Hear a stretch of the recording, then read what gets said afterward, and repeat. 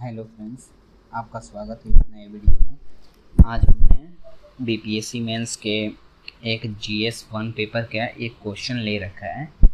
तो हम देखेंगे कि कैसे आंसर लिखते हैं और क्या शब्द सीमा में रहते हुए आंसर लिखते हैं।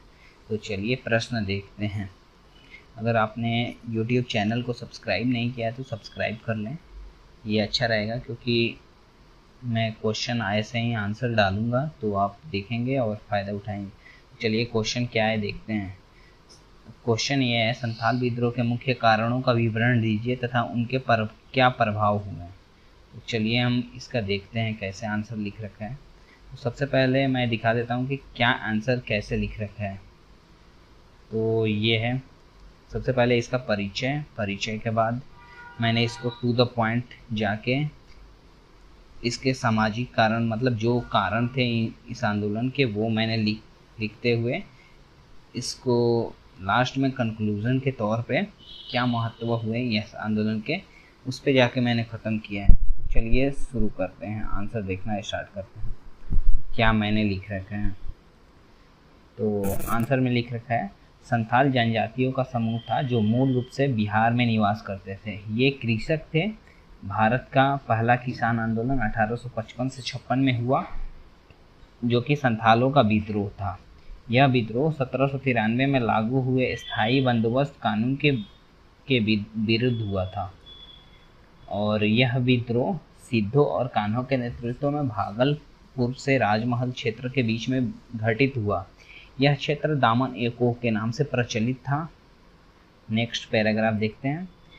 ब्रिटिश औपनिवेशिक व्यवस्था द्वारा संथाल जनजातियों के सामाजिक, आर्थिक, धार्मिक तथा प्रशासनिक जीवन में शोषणपूर्ण हस्तक्षेप ने संथाल विद्रोह की पृष्ठभूमि निर्मित की। नेक्स्ट, संथाल जनजाति के लोग राजमहल के पहाड़ियों में रहते थे तथा ये लोग जीवन यापन के लिए पहाड़ों में रहते थे तथा खेतीबाड़ी और पशुपालन करते थे। परंतु पहाड़ों में सीमित संसाधन होने के कारण ये लोग निकटवर्ती मैदानी क्षेत्रों में लूटपाट भी करते थे और पहाड़ों से गुजरने वाले रास्तों पर पत्थर लगाकर जीवन यापन करते थे। लेकिन जब 1770 ईस्वी में कंपनी के शासन के समय खेतीबाड़ी योग्य भूमि की कमी हो गई और जमींदार व साहूकारों द्वारा धन की उगाही लगातार की जा रही थी, तो ऐसे में इन लोगों के जीवन यापन में अत्यंत कठिनाइयों का सामना करना पड़ा। फिर अंततः इन्होंने जमींदारों व साहूकारों के विरुद्ध विद्रोह का मोर्चा खोल दिया और आगे चलकर अंग्रेजों के विरुद्ध हिंसक हो गए। यहाँ पे आपने देखा कितना शानदार तरीके से 2 पैराग्राफ लिखा हुआ है और इसी को कंटिन्यू करते हैं आगे। अंग्रेजों ने इसे निर्ममता पूर्वक दबा दिया, इस आंदोलन को। अभी स्टार्टिंग में जो हुआ, विद्रोह का नेतृत्व 4 भाइयों सिद्धो, कान्हो, भैरव और चांद के हाथों में था। चारों विद्रोही नेता संघर्ष में मारे गए। नेक्स्ट देखते हैं। संथालों के स्वनिर्भर आर्थिक जीवन को अंग्रेजों ने अपने हित के लिए नष्ट कर दिया था। अंग्रेजों द्वारा इस क्षेत्र में जमानदारी लागू व्यवस्था ने सामूहिक लगान अदायगी पद्धति को खत्म कर व्यक्तिगत लगान अदायगी की व्यवस्था को स्थापित कर दिया। संथाली लोगों द्वारा उत्पादित अन्य वस्तुओं पर भी करारोपण किए गए। वन्य भूमि तथा वनोत्पाद के प्रयोग पर रोक लगाई गई। इसके परिणाम स्वरूप संथालों के आर्थिक उपार्जन के स्रोत समाप्त हो गए। नेक्स्ट देखते हैं। इन्हीं कठिन परिस्थितियों में संथालों ने ब्रिटिश शासन के विरुद्ध विद्रोह कर दिया।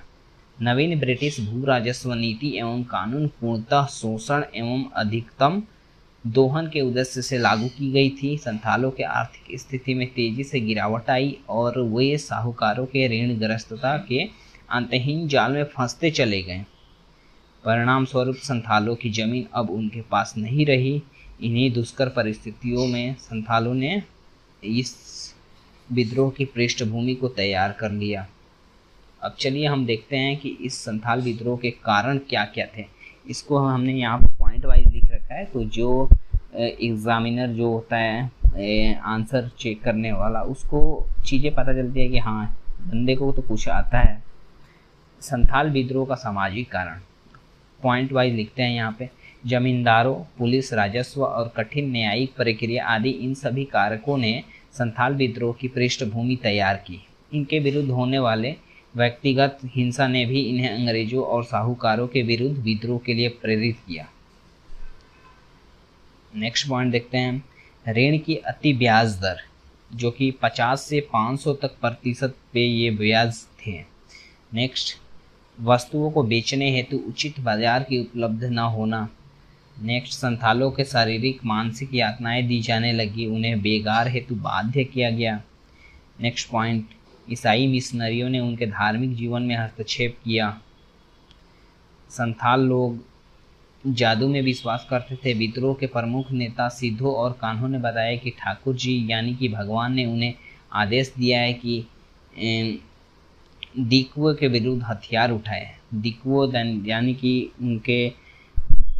उनके हितों के विरुद्ध काम करने वाले के विरुद्ध हथियार उठाए जाएं। नेक्स्ट, गैर संथालों द्वारा भी इस विद्रोह का समर्थन दिया गया, जैसे ग्वालाओं ने संथालों के इस विद्रोह में मदद की। लोहारों ने विद्रोहियों के लिए हथियार तैयार किए, जो कि अंग्रेजों के विरुद्ध लड़ने में काम आया। तो यहाँ पे देख रहे हैं कि कैसे अलग समाज के अलग वर्गों ने भी इनका साथ दिया और लड़ाई लड़ी। नेक्स्ट पॉइंट पढ़ते हैं, आंदोलन के आरंभ होने के तत्कालिक कारण। फर्स्ट पॉइंट, 1854 में प्रमुख संथालों ने आपस में मुलाकात की और अंग्रेजों के लिए जाने वाले शोषण विरुद्ध आंदोलन के रूपरेखा तैयार की। नेक्स्ट पॉइंट, जमींदारों और ऋणदाताओं द्वारा संथालों के बड़े पैमाने पर शोषण किया गया। नेक्स्ट पॉइंट, 30 जून 1985 को 400 गांवों के 6000 संथालों ने एक सम्मेलन बुलाया और उसमें कई महत्वपूर्ण मुद्दों पर चर्चा करके आंदोलन का इन्होंने निर्णय लिया।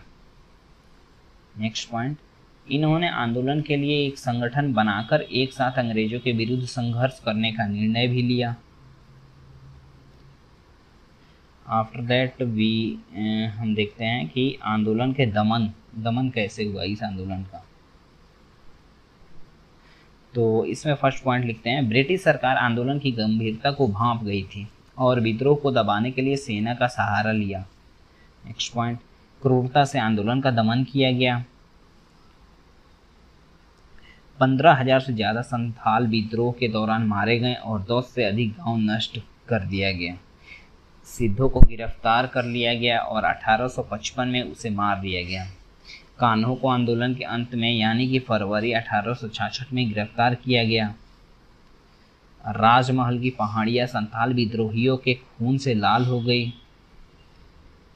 चलिए अब नेक्स्ट इसका महत्व देखते हैं। महत्व को देखते हुए इसको कंक्लूजन वाइज इसको ख़त्म कर देंगे अब यहाँ पे। यद्यपि संथाल विद्रोह अपने उद्देश्यों में विफल रहा, इसके बावजूद ब्रिटिश शासन के समक्ष संथालों ने कड़ी चुनौती प्रस्तुत की। अपनी स्थानीय एवं पुरातन प्रकृति के बावजूद इस विद्रोह ने ब्रिटिश सरकार की नीतियों को प्रभावित करते हुए सुधार करने हेतु बाध्य किया। भले ही हजारों संथालों ने अपने हक के लिए कुर्बानी दी, पर उन्होंने यह साबित कर दिया कि निरीह जनता भी दमन और अत्याचार एक हद के बाद बर्दाश्त नहीं कर सकी। सरकार द्वारा संथाल की मांगों को बाद में पूरा करने का प्रयास किया जाने लगा। कालांतर में सरकार ने संथाल परगना को जिला बनाया, फिर भी आदिवासियों पर दमन होता ही रहा। संथाल विद्रोह से प्रेरणा लेकर आदिवासियों ने आगे भी सरकार के विरुद्ध आंदोलन किया। तो ये एक बहुत ही सुंदर आंसर राइटिंग था जो कि यहाँ पे समाप्त हुआ। तो आपको कैसा लगा ये आंसर राइटिंग, आप कमेंट सेक्शन में ज़रूर बताएं।